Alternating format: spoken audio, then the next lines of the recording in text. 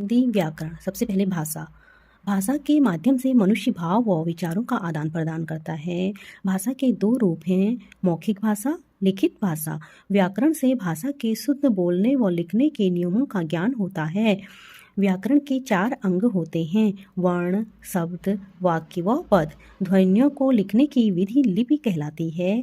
भाषा का क्षेत्रीय रूप बोली कहलाता है। हिंदी की लिपि देवनागरी है। वर्ण, वह ध्वनि जिसके और टुकड़े न हो सके उसे वर्ण कहते हैं। वर्णों के व्यवस्थित समूह को वर्णमाला कहते हैं। वर्णों के 2 भेद हैं, स्वर और व्यंजन। हिंदी में 11 स्वर हैं। व्यंजनों का उच्चारण स्वरों की सहायता से होता है। स्वर के 3 भेद हैं, ह्रस्व, दीर्घ व प्लुत। व्यंजन के 3 भेद हैं, स्पर्श, अंतस्थ तथा ऊष्म। संयुक्त व्यंजन के 4 हैं। संयुक्त व्यंजन 4 हैं, अक्ष, त्र, ज्ञ, श्र। अनुस्वार का उच्चारण नाक से होता है।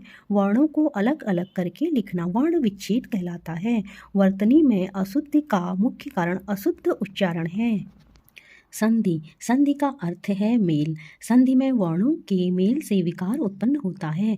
संधि के 3 भेद हैं, स्वर संधि, व्यंजन संधि तथा विसर्ग संधि। स्वर संधि के 5 भेद होते हैं। शब्द, शब्द वर्णों का सार्थक समूह होता है। शब्दों के 4 वर्ग होते हैं, स्रोत के आधार पर, रचना के आधार पर, प्रयोग के आधार पर और अर्थ के आधार पर। अर्थ के आधार पर शब्दों के 2 भेद होते हैं, निरर्थक शब्द और सार्थक शब्द। सार्थक शब्दों के 4 प्रकार होते हैं, एकार्थी शब्द, अनेकार्थी शब्द, पर्यायवाची शब्द व विलोम शब्द। रचना के आधार पर शब्दों के 3 भेद हैं, रूढ़, यौगिक और योगरूढ़।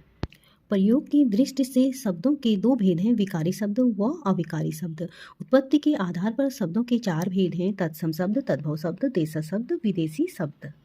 उपसर्ग, उपसर्ग वे शब्द हैं जो शब्द के प्रारंभ में जुड़ते हैं। उपसर्गों का स्वतंत्र प्रयोग नहीं होता। हिंदी में उपसर्गों के 4 वर्ग हैं।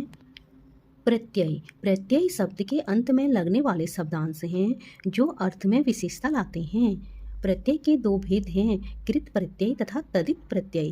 कृत प्रत्यय क्रिया या धातु के अंत में जुड़कर संज्ञा या विशेषण बनाते हैं। तदित प्रत्यय संज्ञा, सर्वनाम, विशेषण तथा अव्यय के अंत में जुड़ने वाले शब्दांश तदित प्रत्यय कहलाते हैं।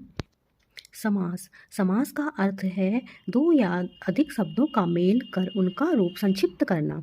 2 शब्दों के मेल से समास बनता है। समास से बना नया शब्द समस्त पद कहलाता है। समस्त पद के अंगों को अलग करना विग्रह कहलाता है। समास के 2 पद होते हैं, पूर्व पद व उत्तर पद।